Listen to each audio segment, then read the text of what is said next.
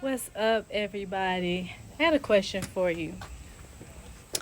Have you ever made plans like you wrote everything out? You had an idea of what you were gonna do, you knew how you wanted it to go, like everything was just flowing, right? And then God wrecks your plans. Have you ever had your plans wrecked? Like when you just knew, like you knew, like you knew, you know, like you know, like you know, and then God's like, nope, throw it away, scratch it. That's not what I want you to do. Yep, that happens. It happened today. You had it all up in your mind. You excited like it's gonna go like this, it's gonna go like that. But you know what that means? That this that you're holding on so tightly, you gotta let go. You gotta leave room for God. Because a lot of times we have an idea of what we want to do.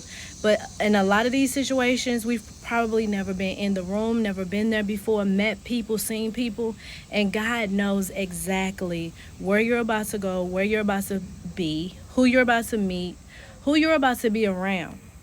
And so sometimes He's like, that plan won't work for this.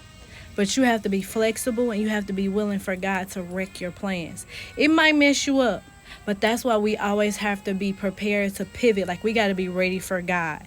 What do they say? Get ready. How you get ready? Start allowing yourself to be in tune with the Holy Spirit. Always allow yourself to hear God's voice. Like learn to hear his voice.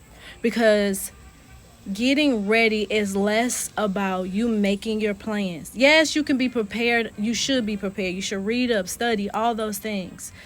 But more than anything, you should be ready to hear God when He says, change course, change plans, do this, do that.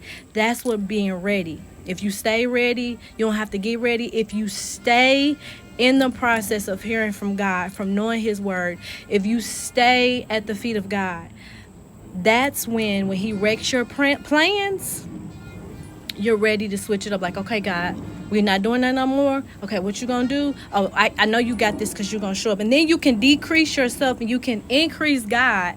Allow Him to increase because He's taking over. When you try to go in and you still trying to hold on to them plans, that means you're more thinking about yourself than the bigger picture. And that's giving God the glory. So guys, if God is wrecking your plans, if you're making plans, if you have a vision, you have all these things and you're getting yourself ready, and then you get to where you need to be, and God is like, nope, start glorifying God, because that means He wants you to move out the way and let Him take over. All right, guys, peace.